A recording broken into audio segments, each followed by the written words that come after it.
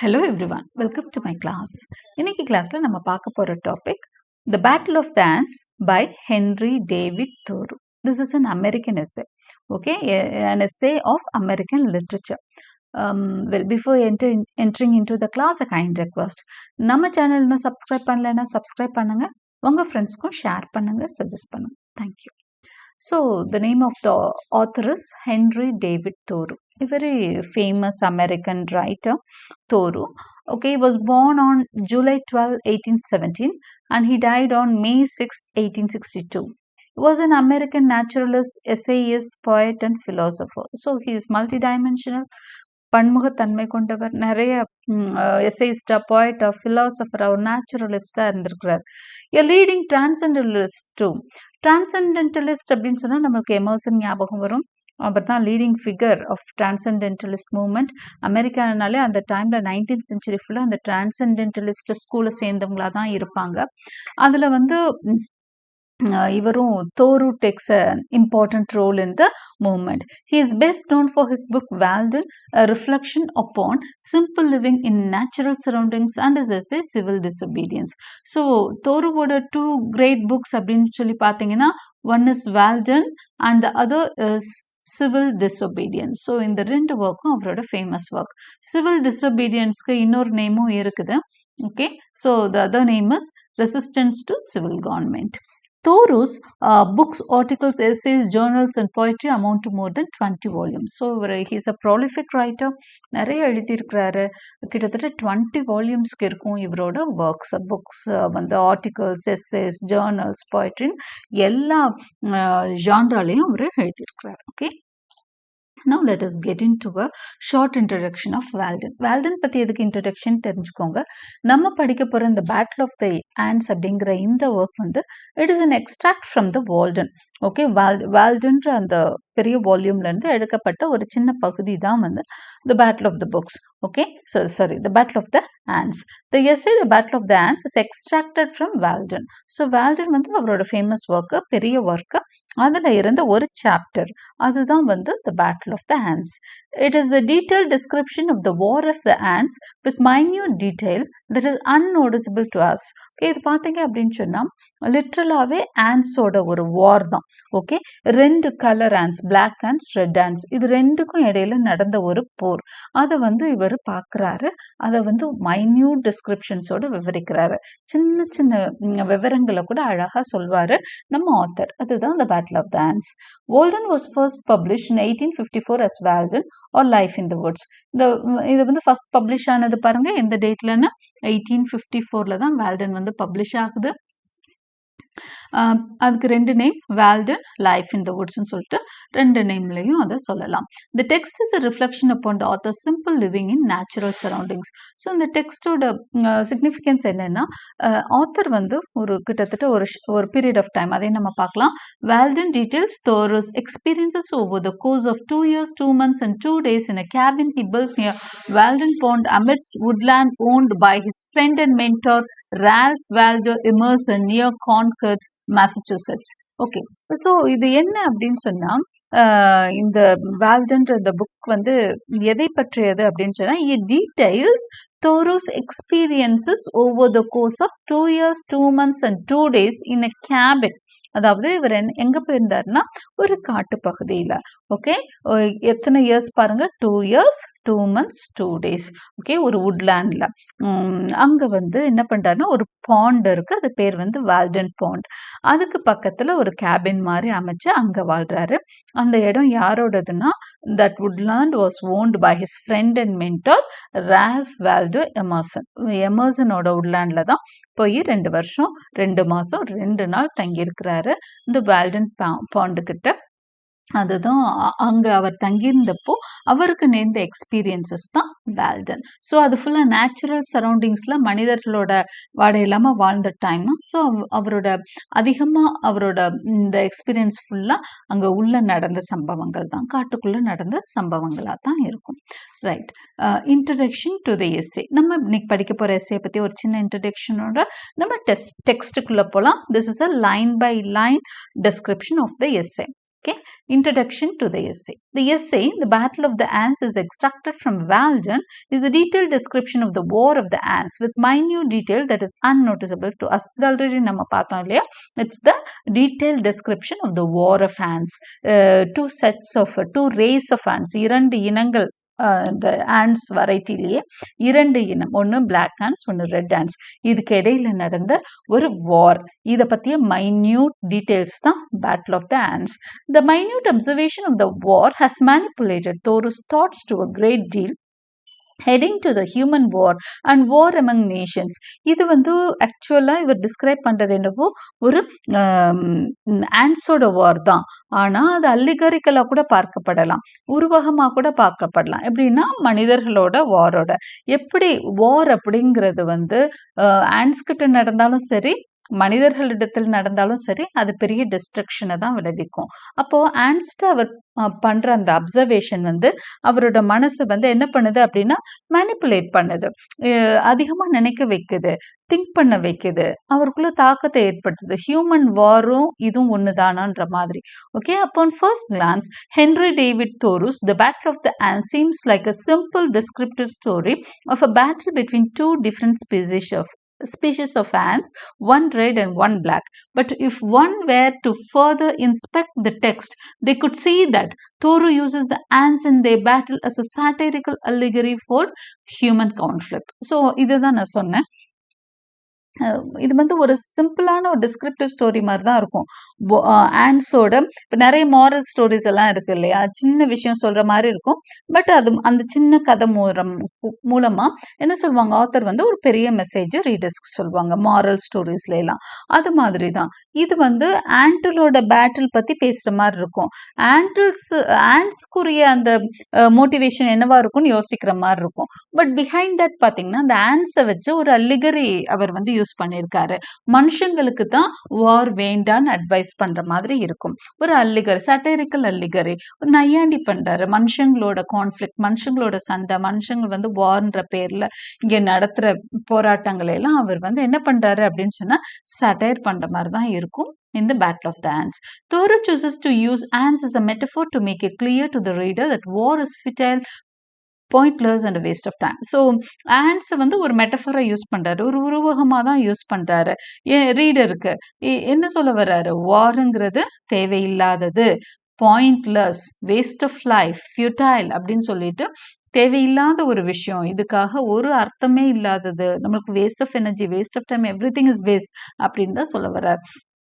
He gives the conclusion to them. இதுதான் அவர் கொடுக்கிற advice and conclusion to the mankind. War is destructive and painful not only during the war itself but also after the war. வாருங்கிறது அந்த சமயம் மட்டும் அழிவை ஏற்படுத்துறது கிடையாது, அதுக்கப்புறமும் அதோட தாக்கம் வந்து ரொம்ப அதிகமாக இருக்கும். இன்னைக்கு வரைக்குமே பார்த்தீங்கன்னா ஹிரோஷிமா நாகசாகி பற்றி நம்ம பேசிட்டு இருக்கோம். அதோட அழிவுகள், அந்த அந்த சமயம் ஏற்படுத்துகிற அந்த வாரோட இது வந்து அழிவுகள் என்ன இன்னைக்கு வரைக்கும் தொடர்றதா தான் சொல்லுவாங்க.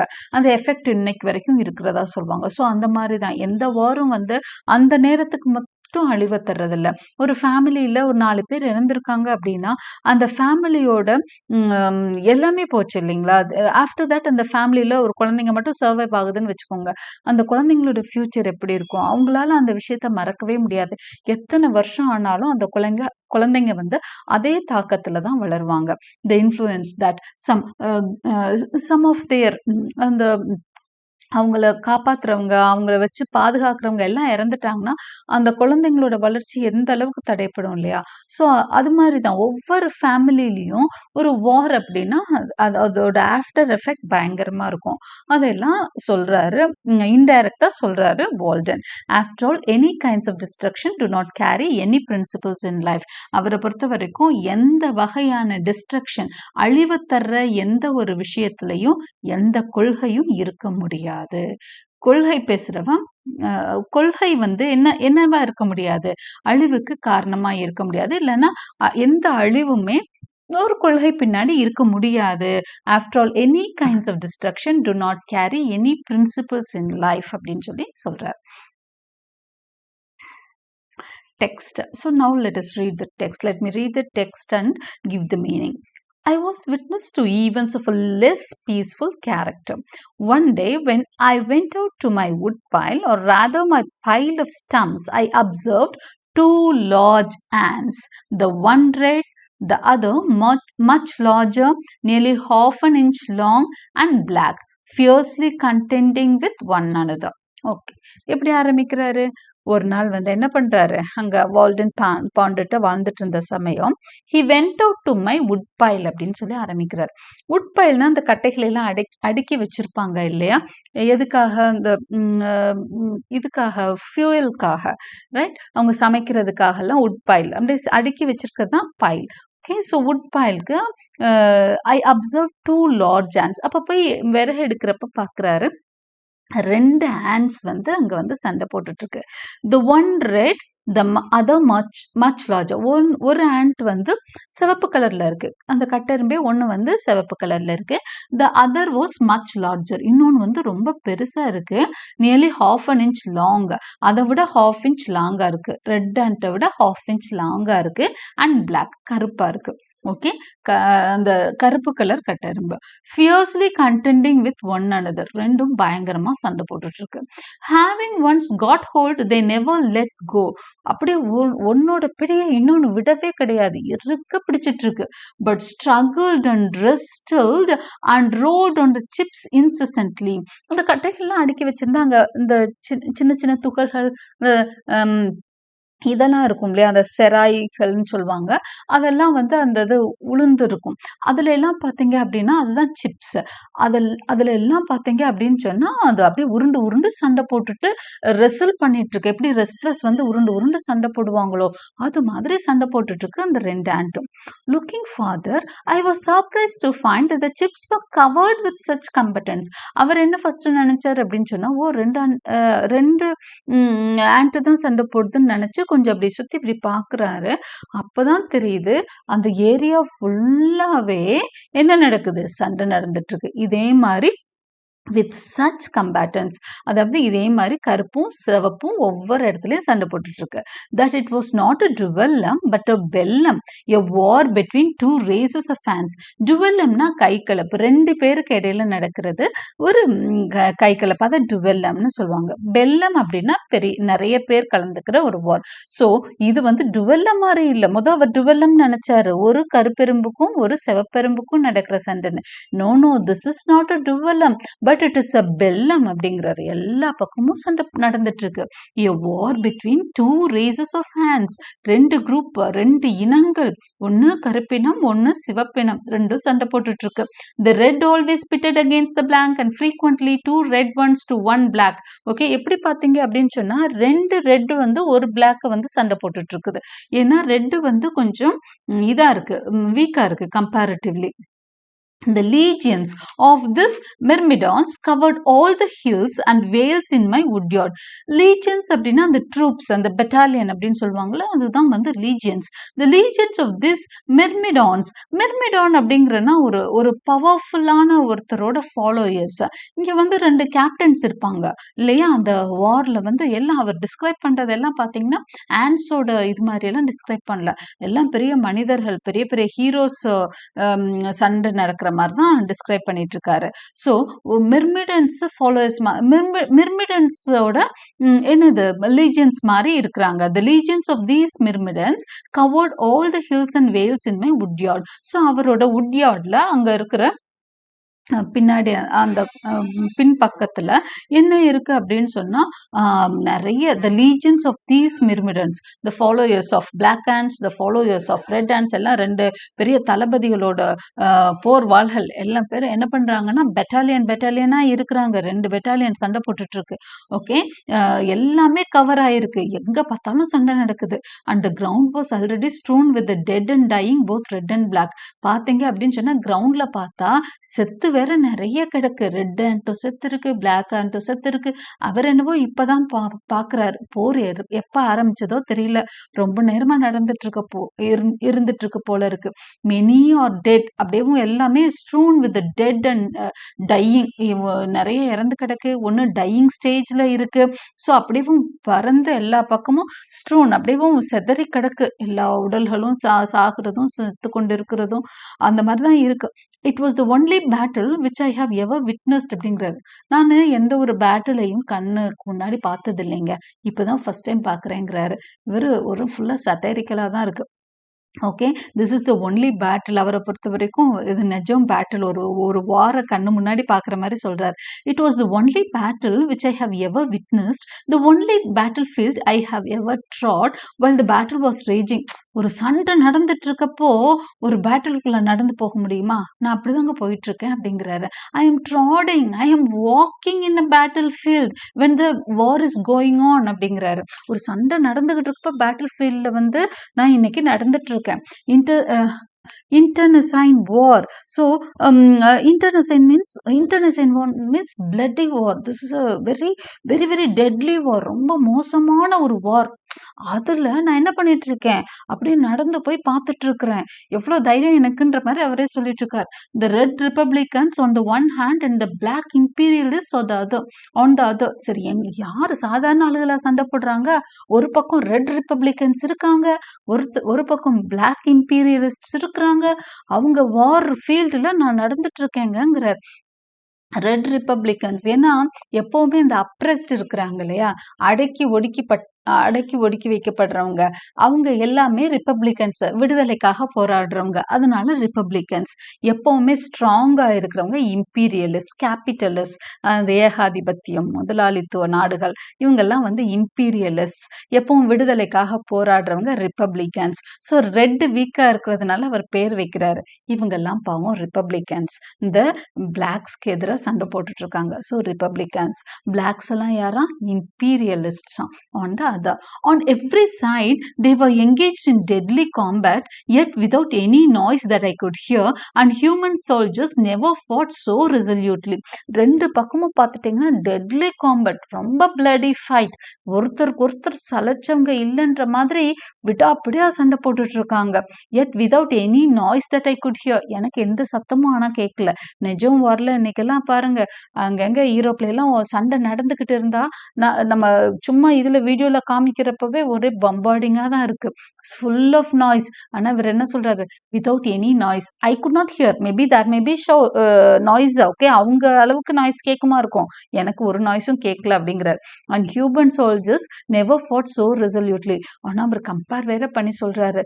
ஹியூமன் வார்ல எல்லாம் இந்த அளவு டிட்டர்மினேஷன் இருப்பான்னு தெரியலைங்க, அவ்வளவு உறுதியா இருப்பாங்களான்னு தெரியல மனுஷங்க போரிடுறப்போ. But I see that the ants are fighting very resolutely with much determination அப்படின்னு சொல்றாரு. I watched a couple that were fast locked in each other's embraces in a little sunny valley amid the chips, now at noonday prepared to fight till the sun went down or life went out. இப்போ அப்படி சுத்தி பார்க்குறாரு. ஒரு இடத்துல ஒரு chip, ஒரு துகள் மேல, ஒரு அந்த செராய் மேல, அந்த கட்டை மேல சின்னதா இருக்கிறது தான் ஒரு piece of wood is a chip. Okay, so அது மேல பார்த்தீங்கன்னா ஒரு கப்புள்னா ஹஸ்பண்ட் அண்ட் ஒய்ஃப் கிடையாது, இங்க டூ அப்படின்னு அர்த்தம். ஸோ ஒரு பிளாக் ஆண்ட்டும் ஒரு ரெட் ஆண்ட்டும் சண்டை போட்டுட்டு இருக்கு. பயங்கரமான சண்டை. they were fast locked in each other's embraces. ஒன்னு கட்டி புரண்டு சண்டை போட்டுட்டு இருக்கு. எம்ப்ரேஸ் பண்ற மாதிரி தெரியுது, பட் சண்டை போட்டுட்டு இருக்கு.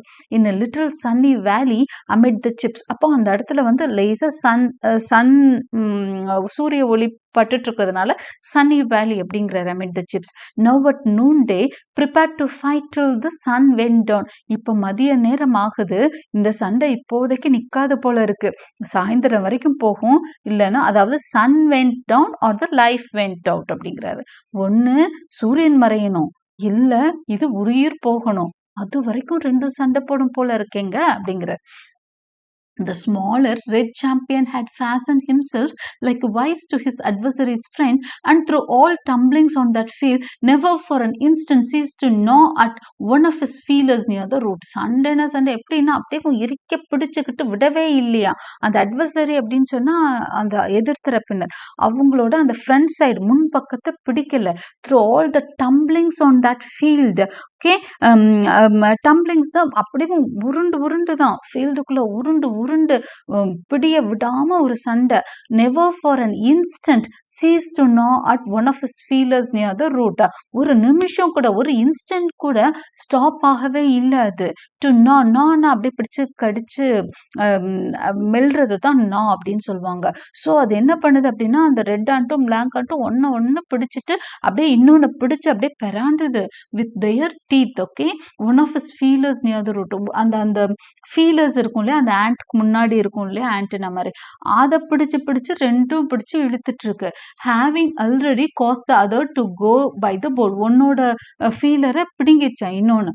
while the stronger black one dashed him from side to side, and as I saw on looking nearer had already divested him of several of his members. Okay, அந்த ஸ்ட்ராங்கர் பிளாக் ஒன் என்ன பண்ணுதுன்னா அந்த red ஒன்னை இங்கிட்டும் அங்கிட்டும் போட்டு பெரட்டி எடுக்குது. as I saw on looking nearer, இன்னும் பக்கத்துல போய் அவர் பாக்குறாரு. பார்த்தா அது என்ன பண்ணிருக்கு அப்படின்னு சொன்னா it has deprived him of several of his members. நிறைய ஆண்ட்ஸ் இது கொன்னு இருக்கு அப்படிங்கிறதும் தெரியுது. பக்கத்துலேயே நிறைய ரெட் ஆண்ட்ஸ் செத்து கிடக்கு, அதோட மெம்பர்ஸ் எல்லாம் கொன்னு இருக்கு. அந்த கோபத்துல ரெட்டு பிடிச்சபடியே விடாம இருக்கு. இது அதை விடாம இங்கிட்டும் அங்கிட்டும் தள்ளி விட்டு பாக்குது. They fought with more pertinacity than bulldogs. பெர்டினாசிட்டினா பெர்சிவியரன்ஸ், அதாவது விடாமுயற்சி. புல்டாக்ஸ் பார்த்துருக்கீங்களா, ரொம்ப ஆக்ரோஷமான நாய்கள், அதெல்லாம் பிடிச்சபடியே விடாதும்பாங்க. அந்த மாதிரி ஒரு ரொம்ப ஹார்ஷான ஒரு டாக் தான் புல்டாக். அந்த புல்டாக் மாதிரி ஃபைட் பண்ணுதான். அது எப்படி விடாமுயற்சியோட விரட்டுமோ, முடியுதோ முடியலையோ எதிரே விரட்டுமோ, அது மாதிரி சண்டை போட்டுட்டு இருக்கான். Neither manifested the least disposition to retreat. ரெண்டு பேருக்கும் எந்த ஐடியா கிடையாது, இது ரிட்ரீட் ஆகிற ஐடியாவே கிடையாது. மூவ் பேக்வேர்ட்ஸ், அதாவது ரெட்ரீட்னா கெட் பேக்ன்ற அர்த்தம். அதாவது திரும்ப போகிற ஐடியாவே இல்லை. சண்டையை திரும்ப பெற ஐடியா ரெண்டுக்குமே கிடையாது. ரெண்டு பேரோட மேனிஃபெஸ்டோலையும் அது கிடையாது.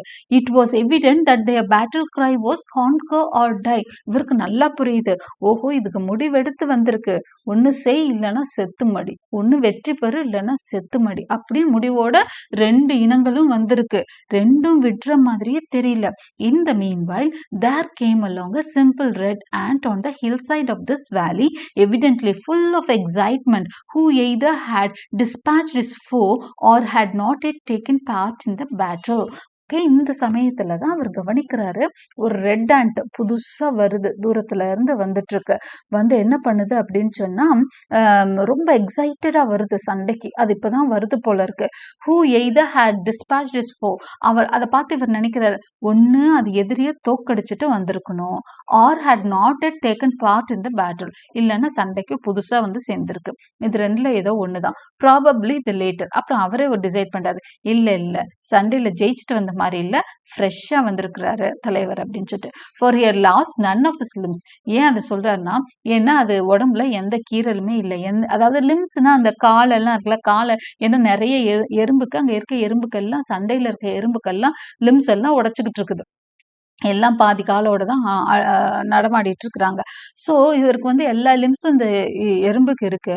ஸோ இது என்ன பண்ணியிருக்கோம், கண்டிப்பா எந்த ஃபைட்டும் பண்ணாம ஃப்ரெஷ்ஷா ஃப்ரெஷர் மாதிரி உள்ள இறங்கி இருக்கிறார். Whose mother had charged him to return with shield or upon it. ஏன்னா அம்மா சொல்லி வந்துட்டார் போல இருக்கு. Or perchance he was some Achilles who had nourished his wrath apart and had now come to avenge or rescue his Patroclus. அப்புறம் இதுல illusion வேற அவர் கொடுக்குறாரு நம்ம ஆத்தர், அதாவது கிரீக் அல்யூஷன் பொதுவாக அந்த எபிக்ல எல்லாம் சொல்லுவாங்க, கிரீக் அல்யூஷன் கொடுப்பாங்க அப்படின்னு சொல்லிட்டு. பழைய கதைகள்ல இருந்து கிரீக் ஸ்டோரிஸ்ல இருந்து ஒரு சில விஷயங்களை சொல்லுவாங்க. இப்போ ஃபார் எக்ஸாம்பிள் நம்ம ஒரு கதையவே சொல்றோம், ஒரு ஃப்ரெண்ட்ஸை பத்தி சொல்றப்போ துரியோதனனும் கர்ணனும் போலன்னா நல்ல திக் ஃப்ரெண்ட்ஸ்ன்னு சொல்லுவோம் இல்லையா, அந்த மாதிரி. அப்போ கர்ணனும் துரியோதனனும் யாருன்னா நம்ம எங்க போகணும், நம்ம வந்து மகாபாரதத்துக்கு போய் அந்த கதை என்ன, அவங்களோட ஃப்ரெண்ட்ஷிப் எப்படின்னு பார்க்கணும். அது மாதிரி அல்யூஷன் வேற சொல்றாரு. Is talking about some Achilles. He was some Achilles who had nourished his wrath pot and had now come to avenge or rescue his Patroclus. அகிலஸோட ஃப்ரெண்டு தான் பேட்ரோக்ளஸ். 2 பேருமே ட்ரோஜன் வார்ல பங்கு பெற்ற வீரர்கள்.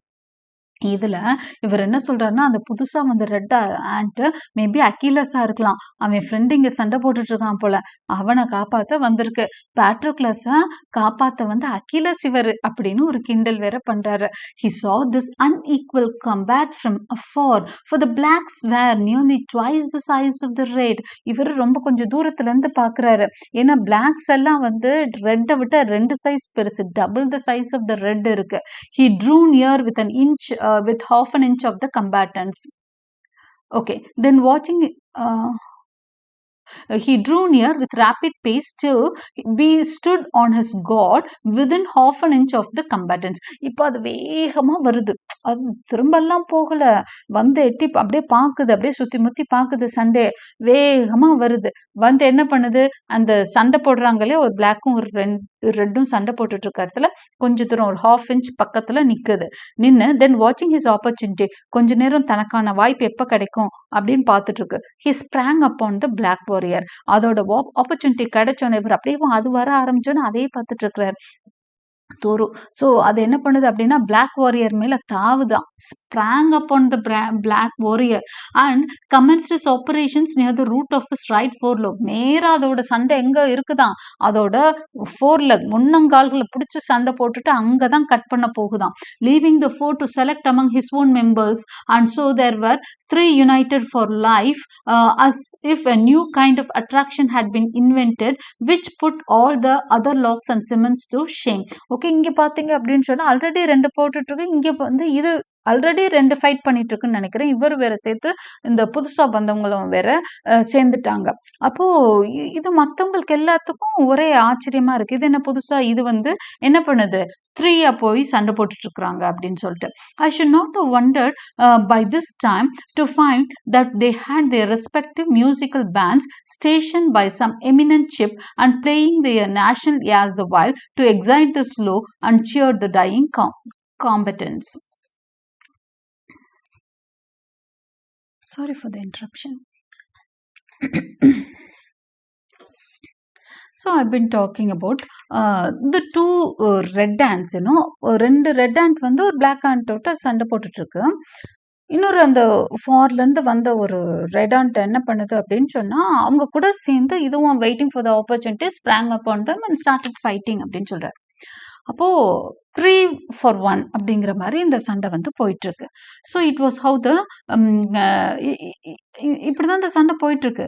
I should not have wondered by this time to find that they had their respective musical band stationed on some eminent ship and playing their national airs the while to excite the slow and cheer and the dying combatants. பாத்தீங்க அப்படின்னு சொன்னா சிலப்போ என்ன பண்ணுவாங்க அப்படின்னா, during வார் time வந்து they used to play the national spirit உள்ள ஒரு சில போம்ஸ் எல்லாம் வந்து அந்த பேண்ட்ஸ் வந்து வாசிப்பாங்களாம். ஏன்னா அந்த சோல்ஜர்ஸை வந்து இது பண்றதுக்காக, சியர் பண்றதுக்காக, அவங்கள வந்து சந்தோஷமா, ஏன்னா அந்த ரொம்ப they would have been very tired, சண்டை போட்டு அப்படியே they may be losing their spirits, their cheers, அப்படியே என்னடா அப்படின்ற மாதிரி அவர் மனசு விடுறப்போ அந்த தேசிய கீதமோ இல்லைன்னா அந்த நேஷனல் ஏர் அப்படின்னு சொல்றாங்க. ஏர்ஸ்னா அந்த songs. Okay, so songs that are related to national spirit. அப்போ நேஷனல் சாங்ஸ் சொல்றோம் இல்லையா, அந்த தேசிய கீதம் மாதிரி பாடல்கள், அது மாதிரி சாங்ஸ் வந்து என்ன பண்ணுவாங்கன்னா இது பண்ணிடுவாங்களாம், பேண்ட்ஸ் வச்சு வாசிப்பாங்களாம். ஸோ தட் அந்த சோல்ஜர்ஸ் வந்து they don't lose their spirit. அது மாதிரி இங்க இருக்கிற எறும்புகள்ல நிறைய எறும்பு வாசிச்சுட்டு இருக்குன்னு நினைக்கிறேன். இதுங்க என்னப்பா சோர்வே அடைய மாட்டேங்குது, பார்த்தா நம்மளுக்கே வெக்கமால இருக்கு, இப்படி சண்டைனா சண்டை, அப்படி ஒரு சண்டை. He was very much excited. I was myself excitedங்கிறாரு. somewhat even as if they had been men. மனுஷங்க மாதிரி தான் ஏதோ சண்டை போடுது. ஒரு அந்த ஏதோ அங்க பின்னாடி வாசிச்சுட்டு இருக்குமோ என்னவோ, அந்த ஸ்பிரிட் கொஞ்சம் கூட குறையவே இல்லை அப்படிங்கிறாரு. the more you think of it, the less the difference. நம்ம அதை பத்தி ரொம்ப பார்க்க மனுஷங்களுக்கும் அதுக்கும் எந்த வித்தியாசம் தெரியல நம்ம ஆத்தருக்கு. Excuse me. And certainly there is not the fight recorded in conquered history, at least if in the history of America, that will bear a moment's comparison with this. அவர் என்ன சொல்றாரு தெரியுமா, இது மாதிரி ஒரு சண்டைய இது வரைக்கும் கான்கர்ட் ஹிஸ்டரியிலயோ அமெரிக்கன் ஹிஸ்டரியிலயோ ரெக்கார்ட் பண்ணதே இல்லை அப்படிங்கிறாரு. ஓகே, ஸோ கான்கர்ட் அப்படிங்கிறது அதுதான் அந்த டிஸ்ட்ரிக்டோட நேம். ஓகே, அந்த place where he has born and is living in, அந்த ஏரியா வந்து கான்கர்ட்ன்ற ஸ்டேட், அங்கதான் அவர் இருக்கிறாரு. ஸோ கான்கர்ட் ஏரியால இல்ல அமெரிக்காலேயே இது மாதிரி ஒரு சண்டை நடந்ததா சரித்திரமே இல்லைங்க அப்படிங்கிறார். Okay, whether for the numbers engaged in it or for the patriotism and heroism place, எதுக்குமே இதுக்கு கம்பேரிஷன் கிடையவே கிடையாது. நம்பர்ஸ், இத்தனை எறும்பா அப்பா, இவ்வளோ மனுஷங்க வந்து போரிட்டு இருக்க மாட்டாங்க. ஓகே, இத்தனை எண்ணிக்கையில மனுஷங்க போரிட்டு இருக்க மாட்டாங்க. ஆர் ஃபார் த பேட்ரியட்டிசம், எப்படி மனுஷங்க எதுக்காக சண்டை போடுறாங்க, தன் நாட்டின் மேல உள்ள பற்று தானே, தன் இனத்தின் மேல உள்ள பற்று தானே, பேட்ரியாட்டிசம் காரணமா தானே சண்டை போடுறாங்க. அதே மாதிரிதான் இதுவும், இந்த ஆன்ஸும் எதுக்காக சண்டை போடுது, தன் இனத்தை காப்பாற்றணும்னு தான் சண்டை போட்டுட்டு இருக்கு. So for the patriotism or for the numbers or for the heroism, இதுக்கெல்லாம் அங்க அங்க இருக்க எந்த விஷயத்துக்கும் அமெரிக்கன் ஹிஸ்டரியில கம்பேரிஷனே கிடையாது சார் சொல்றாரு நம்ம தோறும். For numbers and for carnage it was an Austerlitz or Dresden. நான் என்ன தெரியுமா சொல்வேன், அமெரிக்கால சுத்தமா இதுக்கு வந்து இதே கிடையாது. என்ன கிடையாது, இதுக்கு கம்பேரிஷனே கிடையாது. வேணும்னா இன்னொரு சண்டையை சொல்லலாம், ஆஸ்டர்லிட்ஸ்லயும் ட்ரெஸ்டன்லயும் நடந்த சண்டையை சொல்லலாம். ஆஸ்டர்லிட்ஸ் வந்து ஆஸ்திரியால இருக்க ஒரு நகரம். அங்க வந்து நெப்போலியன் பீரியட்ல ஒரு பெரிய வார் நடந்தது. அதுல கிட்டத்தட்ட கொன்னு குவிச்சார் நெப்போலியன் வந்து அவரோட படைகள் வந்து 24,000 25,000 சோல்ஜர்ஸை கொன்னு குவிச்சுதான். அந்த மாதிரி ஒரு நம்பர்ஸ் தான் வந்து இங்க போரிட்டுக்கிட்டு இருக்கு போல இருக்கு அப்படிங்கிறாரு. இங்க அமெரிக்கால அந்த கம்பேரிஷனே கிடையாதுங்கன்னு சொல்றாரு. Conquered fight to kill the patriot side and Luther Blanchard wounded. ஒரு விஷயம் ஞாபகம் வந்து, கான்கர்ட்ல கூட இப்போ ஒரு சண்டை நடந்தது. அது வந்து பேட்ரியாட் சைட்ல இருந்து 2 பேர் இறந்தாங்க. Luther Blanchard wounded. அதுல வந்து லூதர் பிளான்ச்சர்ட் இவங்கெல்லாம் யாரு அப்படின்னு சொன்னா, அந்த அமெரிக்கன் வார், இந்த சிவில் வார்லாம் நடந்தது. அமெரிக்கா வந்து இண்டிபெண்டன்ஸ்க்காக, அப்புறம் அமெரிக்கன் சிவில் வார் அப்படின்லாம், அமெரிக்கன் வார் ஆஃப் இண்டிபெண்டன்ஸ் ஒன்று நடந்தது, அமெரிக்கன் சிவில் வார் ஒன்று நடந்திருக்கு. அந்த டைம்ல எல்லாம் சில வார்ஸ் எல்லாம் உள்நாட்டு போர்லாம் நடந்திருக்கு. ஸோ அதுல ஒருத்தர் தான் லூதர் பிளான்ச்சர்ட். அவர் வந்து ஒரு துப்பாக்கி சண்டையில அவர் மேல குண்டடிப்பட்டது. ரொம்ப நாளுக்கு அப்புறம் கொஞ்ச நாள் உயிரோட இருந்துட்டு இறந்து போயிட்டாரு லூதர் பிளான்ச்சர்ட். அவர் மாதிரி எல்லாம் இங்க சண்டை போட்டுட்டு இருக்கிறாங்க. அந்த மாதிரி வீரர்கள், அவன் ஒரு யங் சோல்ஜர். ஓகே, அது மாதிரி தான் இங்க சண்டை நடக்குது. Why here every ant was a Buttrick அப்படிங்கிறதும் ஒரு லெப்டினன்ட் தான். அங்க அமெரிக்கன் வார் ஆஃப் இண்டிபெண்டன்ஸ்ல போர் செய்து ஒரு வாரியர், ஒரு லெப்டினன்ட் தான் பட்ரிக். இவருக்கு பார்த்தா அவர் வந்து ரொம்ப வீரமா அப்படியே சண்டை கத்திக்கிட்டே சண்டை போட்டாரா, fire for God sake fire, அடிங்கள், கொளுத்துங்கள், கொள்ளுங்கள் அப்படின்னு சண்டை போட்ட மாதிரி இங்க ஒவ்வொரு ஆண்டும் பட்ரிக் மாதிரி தான் அவருக்கு தெரியுது. ஓகே, பட்ரிக் அந்த வீரமான வசனங்களோட சண்டை போட்ட மாதிரி தான் இங்க ஒவ்வொரு ஆண்டும் சண்டை போட்டுட்டு இருக்குன்னு நினைக்கிறாரு நம்ம Thoreau. And 1000 share the fate of Davis and Hosmer. Davis and ஹாஸ்மர்லாம் அங்க இறந்து போன சோல்ஜர்ஸ். ஓகே, அது மாதிரி இங்க நிறைய வந்து டேவிஸ் ஹாஸ்மர் தலையெழுத்தை தான் நிறைய ஆன்ஸுக்கு இங்க நடந்துட்டு இருக்கு. எல்லாம் செத்து வேற விழுங்குதுங்க. ஆனா அதுக்காகலாம் அது கவலைப்படல. செத்தா என்ன, உயிரோட இருந்த கான்கர் ஆர் டை தான், இதுலதான் எல்லாம் சண்டை போட்டுட்டு இருக்கு. There was not one hireling there. வாடகைக்கு எடுத்தாலாம் ஒண்ணுமே கிடையாது, காசு கொடுத்தாலாம் யாரையும் கூப்பிட்டு வரலைங்க. எல்லாம் அப்படியே அப்படி பற்றோட சண்டை போடுதான். There was no hireling. Higher பண்ணவங்க எல்லாம் இல்ல, பணம் கொடுத்தெல்லாம் யாரும் சண்டை போடல. ஓகே, அவங்க இனத்துக்காக அவ்வளோ ஆக்ரோஷமா சண்டை போட்டுட்டு இருக்காங்க. I have no doubt that it was a principle they fought for. கண்டிப்பா எனக்கு தெரியும், ஏதோ ஒரு கொள்கைக்காக தாங்க இவங்க இவ்வளவு சண்டை போடுறாங்கன்னு சொல்றாரு நம்ம ஆத்தர். ஸோ ஏதோ பெரிய கொள்கை இருக்கு அந்த ஆன்ஸ்க்கு. as much as our ancestors and not to avoid the 3 penny tax on their tea. ஆனா நம்ம ஆன்சஸ்டர்ஸ் எப்படி சண்டையெல்லாம் போட்டிருக்காங்க தெரியுமா, அது மாதிரி தான் சண்டை போடுறாங்க. ஆனா ஒரு சில சண்டையெல்லாம் ரொம்ப சின்ன சின்ன அற்பமான விஷயத்துக்கெல்லாம் நம்ம ஆன்சஸ்டர்ஸ் போட்டிருக்காங்கங்க அப்படின்னு சொல்லிட்டு ஒரு விஷயம் வேற சொல்றாரு. 3 penny tax on their tea. அவங்க டீ குடிக்கிறதுக்கெல்லாம் ஒரு டாக்ஸ் போட்டாங்களாம். Tax on tea. இன்னைக்குமே நம்மளுக்குலாம் நிறைய டாக்ஸ் உண்டு சாப்பிட்றதுக்கெல்லாம் இல்லைங்களா. ஸோ அது மாதிரி அங்க ஏதோ ஒரு டாக்ஸ் போட்டிருக்காங்க. அந்த டாக்ஸுக்கெல்லாம் சண்டை போட்டுட்டு இருந்தாங்களாம். அது மாதிரி எல்லாம் கொள்கையா இருக்கும்னு தெரியலங்க. இது ஏதோ பெரிய நல்ல கொள்கை போல இருக்கு. அதான் உயிரை கொடுத்து சண்டை போட்டுட்டு இருக்குங்க ஆன்ஸ் எல்லாம்னு சொல்லிட்டு அவர் வந்து ரொம்ப பிரமிப்பா ரொம்ப ரசிச்சு அது கிண்டல் கேலி வேற பயங்கரமா பண்றாரு. And the results of this battle will be as important and memorable to those whom it concerns as those of the battle of Bunker Hill at least. இந்த பேட்டிலோட ரிசல்ட் எல்லாம் ரொம்ப இம்பார்ட்டன்ட், ரொம்ப மெமரபிள். ஓகே, அது சம்பந்தப்பட்டவங்க கண்டிப்பா அதை ரொம்ப மெமரபிளா வச்சிருப்பாங்க. எனக்கு வேணா மறந்து போகலாங்க, ஆனா அந்த பிளாக்ல மிச்சம் இருக்கிற பிளாக், மிச்சம் இருக்கிற ரெட்டு இது மறக்கவே மாட்டாங்க. எப்படி பங்கர் ஹில் பேட்டில் நம்மெல்லாம் ஞாபகம் வச்சுட்டு இருக்கோமோ, அமெரிக்கன்ஸ்க்கு எப்படி அதெல்லாம் ஞாபகம் விடாம நம்ம ஞாபகம் வச்சிருக்கோமோ, அது மாதிரி இந்த என்னோட வீட்டு கொல்லப்புறத்துல நடந்த இந்த சண்டைய இந்த ஆன்சர் எல்லாம் ஞாபகம் வச்சிருக்கோங்க அப்படின்னு சொல்லி அவரு அதுலயும் ஒரு சட்டையர் தான். Okay, I took up the chip on which the 3 I have particularly describe were struggling. So இங்க 3 சண்டை போட்டுட்டு இருந்தது இல்லையா, 3 சேர்ந்து ஒரு பிளாக் ஹண்ட்டை அதை வந்து தூக்கிட்டு வராரு. ஓகே, இவர் சண்டை பார்த்துட்டு இருந்தா ஒன்று ரசிச்சு பார்த்துட்டு இருந்தார் பாருங்க, அந்த சிப்பை வந்து அப்படியே தூக்குறாரு, அந்த தக்கையை மட்டும் அப்படியே தூக்கிட்டு வர்றார். Carried it into my house, வீட்டுக்குள்ள எடுத்துட்டு வர்றார். And placed it under a tumbler on my window still. அது ஒரு டம்ளர் மேல அதை வைக்கிறாரு. அண்டர் டம்ளர், மேபி இந்த டம்ளரா இருக்கும், கிளாஸ் டம்ளர். ஏன்னா அதோட சண்டையை நல்லா கவனிக்கணும்னு சொல்லிட்டு ஒரு கிளாஸ் டம்ளர் போட்டு மூடி வச்சுட்டாரு. விண்டோ சில், விண்டோக்கு பக்கத்துல இடம் இருக்கும் இல்லையா, அந்த நிக்க வைக்கிற மாதிரி அந்த இடத்துல. Okay, in order to see the issue. ஏன்னா குனிஞ்சே ரொம்ப நேரம் பார்க்க முடியல போல மனுஷனுக்கு, கொண்டு வந்து ஜன்னல் பக்கத்துல வச்சுட்டாரு. ஸோ தட் நல்லா தெளிவா பார்க்கலான்னு. Holding a microscope to the first mention red and. இப்போ என்ன பண்றாரு, ஒரு மைக்ரோஸ்கோப் எடுத்துட்டு வந்துட்டு அந்த ஆண்ட் மேல வச்சு பார்க்குறாரு. ஓகே, அந்த விஷயத்த கொஞ்சம் நல்லா தெரியணும் அப்படிங்கிறதுக்காக பார்க்குறாரு. ஐ saw that though he was assiduously gnawing at the near foreleg of his enemy. விடாப்படி அது என்ன பண்றது அப்படின்னு சொன்னா, அந்த எதிரியோட அந்த ஃபோர்லெக் இருக்கு இல்லையா, முன்னாடி இருந்த கால்கள் இருக்கு இல்லையா, அதை பிடிச்சு அப்படியே நா பண்ணிட்டு இருக்கு. ஓகே, நாயிங் மீன்ஸ் அப்படியே பிடிச்சு இழுத்து கடிச்சு அந்த மாதிரி ரொம்பவே எப்படி சொல்றது, அவரோட வார்த்தைகள்லாம் அப்படியே பார்த்தீங்கன்னா பயங்கர அந்த என்ன சொல்லுவாங்க, இதா இருக்குது, வயலண்டா இருக்குது. assiduously gnawing at the near foreleg of his enemy, having severed his remaining feeler. அது என்ன பண்ணிருச்சு அப்படின்னா, ஃபோர்லெங்க பிடிச்சு இழுத்து அந்த ஃபீலர்ஸ் இருக்கு இல்லையா, முன்னாடி இருக்க ரெண்டு அந்த ஃபீலிங் லெக்ஸ் இருக்குல்ல, அதை பிடிச்சு சிவியர் பண்ணிருச்சு.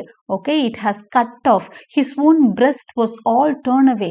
இது வந்து இன்னொருத்தோட காலெல்லாம் கட் பண்ணிருச்சு, ஆனா இதுக்கு என்ன இருக்கு தெரியுமா, அதோட பிரெஸ்டே கிழிஞ்சு போயிருக்கு அப்படிங்கிறார். நெஞ்சு பகுதியெல்லாம் கிழிஞ்சிருக்கு அப்படி. ஏன்னா இவருக்கு வந்து தெரியுதாமா, மைக்ரோஸ்கோப் வச்சு பார்க்குறப்ப தெரியும் இல்லையா. So he could see that one of the ant has its own breast torn away.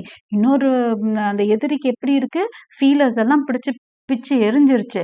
Exposing what vitals he had there to the jaws of the black warrior. இப்போ ரெட் ஆண்ட்டுக்கு தான் பிரெஸ்ட் பிஞ்சு வந்துருச்சுங்க, black ஆண்டோட feelers அதை பிச்சுச்சு. ஆனால் black and என்ன பண்ணிருச்சு, அது நெஞ்சுக்கூட்டையே இதாகிருச்சு, பிளந்துருச்சு.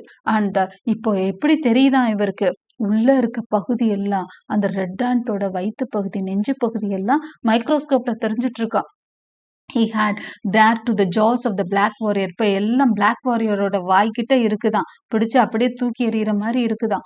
whose breastplate was apparently too thick for him to pierce, and the dark carbuncles of the sufferer's eyes shone with ferocity such as war only could excite.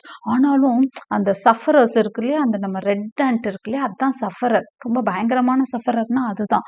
அதோட ice பார்த்தீங்கன்னா அந்த dark கார்பங்கிள்ஸ் of the சஃபரர்ஸ் ஐ, கார்பங்கல்னா அந்த கொப்பளம் மாதிரின்னு சொல்லுவாங்க. கொப்பளம் மாதிரி இருக்கிறது தான் கார்பங்கல். Okay.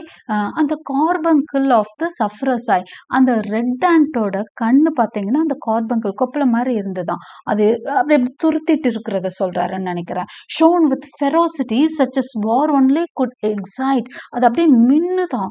என்னன்னா அவ்வளோ சண்டையிலையும் அவ்வளோ கஷ்டப்படுது அது. அதோட நெஞ்சு பகுதியெல்லாம் பிஞ்சு வந்திருக்கு. ஆனாலும் அது எப்படி இருக்குதுன்னா ஷோன், இட் வாஸ் ஷைனிங் அப்படிங்கிறாரு. அதோட கண்ல எல்லாம் வாடி போகவே இல்லை, அது டயர்ட் ஆகவே இல்லை. அது கடைசி மூச்சு இருக்க வரைக்கும் இப்படிதான் இருக்கும் போல இருக்கு. ஃபெரோசிட்டியோட வார் மட்டும் தாங்க இதை கொடுக்க முடியும். இப்படி ஒரு எக்ஸைட்மெண்ட்டை எது கொடுக்க முடியும்? ஒரு தன்னோட இனத்துக்கு மேல இன்னொருத்தர் தாக்க வர்றப்ப நடக்கிற போர், அந்த போர் வெறியை நான் பாக்குறேங்க அப்படிங்கிறாரு. They struggle half an hour longer under the tumbler. கிட்டத்தட்ட half an hour மேல டம்ளர் கீழே அவர் வச்சிருந்து பாக்குறாரு. சண்டை நடக்குது. And when I looked again, the black soldier had severed the heads of his foes from their bodies. இவரே கொஞ்சம் அங்கிட்டு போயிட்டு வந்து பாக்குறாரு. திரும்ப வந்து பார்த்தா பிளாக் சோல்ஜர் என்ன பண்ணிட்டாரு? எல்லா தலைய 3 ஆள்களோட தலையும் வெட்டி எரிஞ்சிட்டார். Okay. had severed, cut off the heads of his foes from their bodies. 3 பேர் சண்டை போட்டுட்டு இருந்தாங்க. ரெட் 3 ரெட்டோட தலையும் பிச்சு எரிஞ்சிருச்சு black. and the still living heads were hanging on either side of him like ghastly trophies at his saddle bow, still apparently as family frozen as ever, and he was endeavoring with feeble struggles, being without feelers and with only the remnant of a leg, and I know not how many other wounds to divest himself of them. அது ஒரு பெரிய long sentence பாருங்க. ஒரு half an hour கழிச்சு இவர் வந்து பார்த்தா black and ஜெயிச்சிருச்சு. 3 red ஆண்டோட தலையும் கொய்து எரிஞ்சிருச்சு. ஆனா அந்த எரிஞ்ச தூக்கியெல்லாம் எரியல. தலையெல்லாம் எப்படி இருக்கு தெரியுமா? அதோட வெற்றி சின்னங்கள் இல்லையா? they are trophies, ghastly trophies. ரொம்ப பயங்கரமான trophies. பயங்கர வயலண்டான மூவி மாதிரி டிஸ்கிரைப் பண்ணிட்டு இருக்காரு. எப்படி தலை துண்டிச்சவனோட தலைய கையில தூக்கிட்டு வர மாதிரி. இது என்ன பண்ணுதான்? அதை வந்து வெற்றி சின்னமா தன்னோட முதுகுக்கு 2 பக்கமும் சாடில் போ அப்படிங்கிறது வந்து இந்த குதிரை மேல எல்லாம் உட்கார்றதுக்காக போட்டிருப்பாங்க இல்லையா? 2 சைடும் கால் போடுறதுக்காக இருக்கும். அதுதான் சாடில் போ. ஸோ அது மாதிரி எப்படி போட்டிருக்கான்? 2 பக்கமும் அதோட தலைகளை எல்லாம் இழுத்து போட்டுட்டு போயிட்டு இருக்குதாமா அது. Okay. And he was endeavouring with feeble struggles. ஆனா அந்த பிளாக் மட்டும் நல்லா இருக்குன்னு நினைக்கிறீங்க? இல்ல சார், அதுவும் ரொம்ப கஷ்டப்பட்டு நடந்துட்டு இருக்கு. ஏன்னா 3 சண்டை போட்டிருக்கு. அது எல்லாம் இதோட ஃபீலர்ஸை கட் பண்ணி விட்டுருச்சு. ஒரு காலை கட் பண்ணிருச்சு பாருங்க. பீயிங் வித்தவுட் ஃபீலர்ஸ் போச்சு. And with only the remnant of a leg, ஒரு கால் வச்சுக்கிட்டு இருக்கு. And I know not how many other wounds. இதுதாங்க என் கண்ணுக்கு தெரிஞ்சது. மைக்ரோஸ்கோப்ல பார்த்த அளவுக்கு கூட அவருக்கு இவ்வளவுதான் தெரியுது. இன்னும் எத்தனை உள்காயமோ தெரியலையே. To divest himself of them. இதுல அப்படி இதுல வந்து இது வந்து போயிட்டு இருக்கு. அப்படியே நடக்க முடியாம நடந்து the black போகுது. which at length after half an hour more he accomplished. 1/2 மணி நேரத்துக்கு மேல இந்த பெரிய சண்டையில அது ஜெயிச்சிருக்கு. ஐ ரைஸ் த கிளாஸ். சரி, ஜெயிச்சிட்டியா போ அப்படின்னு சொல்லிட்டு கிளாஸ் எடுத்துட்டாரு. And he went off over the window chill in that crippled state. அப்படியே நடக்க முடியாம கிரிப்பிள்டுன்னா கை கால் ஊனமுற்ற நிலையில அது என்ன பண்ணுது? அதே ஸ்டேஜ்ல அப்படியே நடந்து அந்த ஜன்னல் வழியா ஏறி போய்கிட்டு இருக்குது. யாரு? நம்ம black hero. Whether he finally survived that combat and spent the remainder of his days in some hotel des invalids, I do not know. Okay, இந்த காம்பேட் முடிஞ்சு கிளம்பி போகுது. இது நடக்கிற நடைய பார்த்தா தாங்குமான்னு அவருக்கு தெரியல. ஆனாலும் அவரு ஒரு டவுட்டோட சொல்றாரு, ஓகே இது கிளம்பி போகுது, இது எப்படி ரொம்ப நாள் தாங்காது. இந்த வாழ்நாள்ல பாக்கிய இது ஏதோ ஒரு சம் ஹோட்டல் டெஸ் இன்வாலிட்ஸ்ல தங்கி கழிக்கும்னு நினைக்கிறேன். இது என்னன்னா இதுவும் ஒரு முக்கியமான ஒரு பிரசித்தி பெற்ற இடம் தான். பிரான்ஸ்ல வந்து அங்க ஏதோ ஒரு சண்டை நடந்தப்போ ஹோட்டல் டெஸ் இன்வாலிட்ஸ் கட்டி வச்சிருந்தாங்க. வார் ரூம் பக்கம், அதாவது பேட்டில் ஃபீல்டு பக்கமா. அங்க வந்து இந்த இயலாம போறாங்க இல்லையா, ரொம்ப கிரிப்பிள் ஆகுறாங்க இல்லையா, அவங்க எல்லாம் அங்கதான் அந்த கடைசி காலத்தை எல்லாம் இது பண்ணாங்க, ஸ்பெண்ட் பண்ணாங்க போல இருக்கு. அந்த மாதிரி ஏதாவது ஒண்ணு கட்டி வச்சிருக்குமா அந்த ஆன்ஸ் எல்லாம். ஓகே, இந்த மாதிரி போர்ல தோத்தவங்களுக்கு அங்க போய் பாவம் பொழுத கலைக்க போது போல இருக்குன்னு சொல்றாரு. I do not know, but I thought that his industry would be worth much thereafter. would not be worth much thereafter. இவ்வளோ கஷ்டப்பட்டுச்சே, இவ்வளோ கஷ்டப்பட்டு 3 செவப்பேண்ட்டை தோக்கடிச்சிச்சே, சரி இவ்வளோ கஷ்டப்பட்டதோட பலன் அதுக்கு கிடைக்கும்னு நினைக்கிறீங்க அப்படின்னு கேட்குறாரு நம்ம தோர். ஸோ இந்த இடத்துல தான் பயங்கர மோக்கரி, பயங்கர சட்டையர் இருக்கு. என்னன்னா எந்த ஒரு வாரா இருந்தாலும் அதுதான், கஷ்டப்பட்டு போராடி என்னங்க செய்ய, what is the net result? எதிரி அழிச்சா சரி, நம்ம நாட்டுல எப்படி இருந்தாலும் கஷ்டம் தானே, உனக்கும் கஷ்டம் எதிரிக்கும் கஷ்டம். யாருக்கு ஒரு வார்னால யாராவது சந்தோஷப்பட முடியுமா அப்படிங்கறதுதான். டிஸ்ட்ரக்ஷன்ல யாருங்க ஹாப்பியா இருக்க முடியும்? வார்னாலே டிஸ்ட்ரக்ஷன் தான். டிஸ்ட்ரக்ஷன்ல யாருக்கு சந்தோஷம்? இப்ப ஜெயிச்சவனை பத்தி தான் அவர் பேசிட்டு இருக்காரு. பிளாக் ஆண்ட் தான் வின்னர். ஆனா அப்படியே ரொம்ப ஃபீபிளா போய்கிட்டு இருக்கு, கிரிப்பிள்டு ஸ்டேட்ல இருக்கு. ஜெயிச்சுட்டாரு, பெரிய அளவுல 3 ஆண்ட ஜெயிச்சிருக்கிறாரு, தனி ஆளா நின்று 3 பேரை ஜெயிச்சு போயிட்டு இருக்கிறாரு. ஆனா இதுக்கு ஒர்த் இருக்கா அப்படின்றாரு. இன்னமேட்டு இதுக்கு ஏதாவது ஒர்த் இருக்கா? அந்த சண்டைக்கு நாளைக்கு நடக்க கூட முடியாதே, இப்போ உன் சாப்பாடு எடுத்து உனக்கு சாப்பிட கூட முடியாதேங்கிறார். I never learn which party was victorious, not the cause of the war. இன்ன வரைக்கும் எனக்கு தெரியாது யாரு ஜெயிச்சாங்கன்னு தெரியாது. பிளாக்ஸ் ஜெயிச்சதா, அந்த சண்டையில வேணா பிளாக் ஜெயிச்சது, அந்த மொத்த இனம் போட்ட சண்டையில யாரு விக்டோரியஸ்னு எனக்கு தெரியாது. not the cause of the war, இந்த சண்டைக்கு என்ன காரணம் அதுவும் எனக்கு தெரியாது. but I felt for the rest of that day as if I had my feelings excited and harrowed by witnessing the struggle. ஆனா அந்த rest of the day பாத்தீங்கன்னா என்னோட முதல் எக்ஸைட்டடா நான் பார்த்தேன். ஆனா பின்னாடி பார்த்தீங்க அப்படின்னு சொன்னா நான் வந்து ரொம்ப ஃபீல் பண்ணேன். I was in a distressed state, troubled state, ஹேரோட்னா ட்ரபிள்டு டிஸ்ட்ரெஸ்டு ஸ்டேட். ஸோ அந்த ஸ்ட்ரகிள், அந்த எறும்புகள்லாம், இந்த பொழைச்சு போன எலும்புகள்லாம் கஷ்டப்பட்டு போனதெல்லாம் பார்த்தேன். So it did affect me very much அப்படிங்கிறாரு. The ferocity and carnage of a human battle before my door. அது எப்படி இருந்தது தெரியுமா? ஒரு எறும்புகளோட சண்டைன்னு நான் நினைக்கலைங்க, ஒரு நெஜம் சண்டைய பார்த்து மனுஷங்க அப்படி கொன்னு குவிக்கப்பட்ட மனுஷங்களை பார்த்திருந்தா எனக்கு எப்படி இருந்திருக்கும்? கார்னேஜ்னா கில்லிங் இன் மாசஸ். ஓகே, நிறைய பேரை கொண்டு குவிக்கிறது தான் வந்து காரணம்.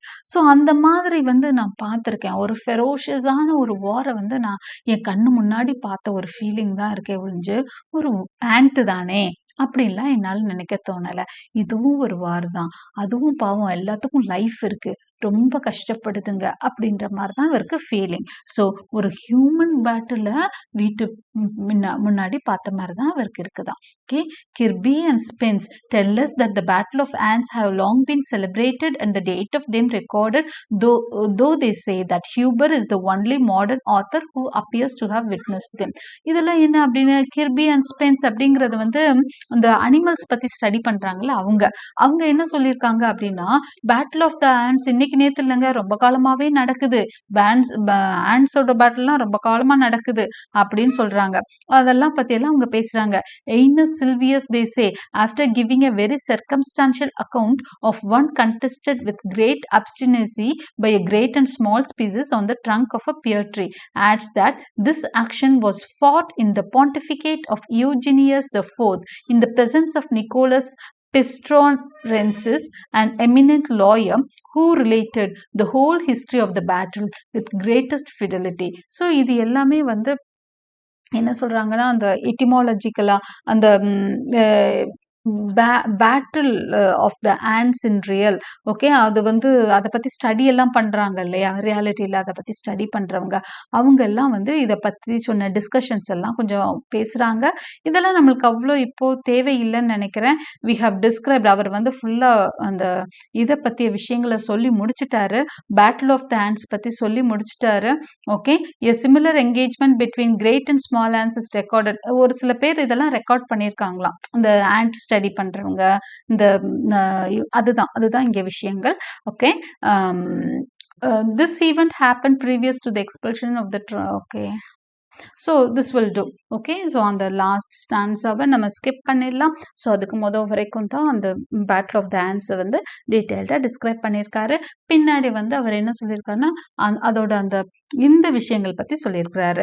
ஆண்ட்ஸை பற்றி ஸ்டடி பண்ணவங்க எழுதின விஷயங்களை பற்றியும் அதில் வந்து ஆட் பண்ணி, இதெல்லாம் இப்படி நடக்குமா அப்படி நடக்குமா, இதில் வந்து ஆர்சி சர்ச்சுக்காக இந்த எய்னஸ் சில்வியஸ் அப்படிங்கிறவர் வந்து ஆர்சி சர்ச்சில் போப் அவர் சொன்ன விஷயங்கள் இதெல்லாம் வந்து பற்றி போட்டிருக்கிறாங்க.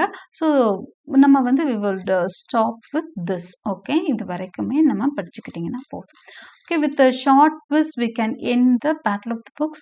The extract the battle of the battle of the books name வருது. The extract the battle of the ants is taken from Walden. வால்டன்ற புக்ல இருந்து எடுக்கப்பட்ட ஒரு பகுதி தான் the battle of the ants. Okay, அது எந்த புக்ல இருந்து எடுக்கப்பட்டது? Walden. The Battle of the Ants is a prose piece by யார் எழுதினது? Walden. Okay. Sorry. It's written by Walden.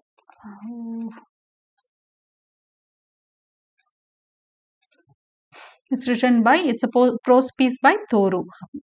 Which was the native town of Thoreau? Concord. Concord தான் அவரோட native town.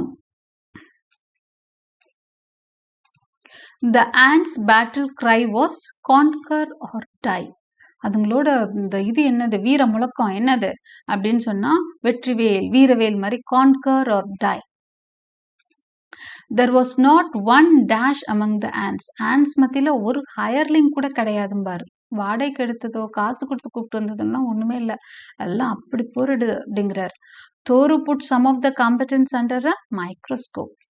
இந்த சண்டை போடுறவங்கள சில பேர் எடுத்துக்கொண்டு போய் என்ன பண்றாரு, மைக்ரோஸ்கோப் கீழே வச்சு பாக்குறாரு. This prose piece is an extract from chapter dash of Walden. எந்த சாப்டர்ல இருந்து இந்த extract எடுக்கப்பட்டிருக்கு? chapter 12. The battle of ants appeared to be a war between dash of ants, two races, இரண்டு ants இனங்களுக்கு மத்தியில நடக்கிற ஒரு சண்டை. dash were the Republicans. இதுல யார் Republicans? Red ants. யார் இம்பீரியலிஸ்ட்?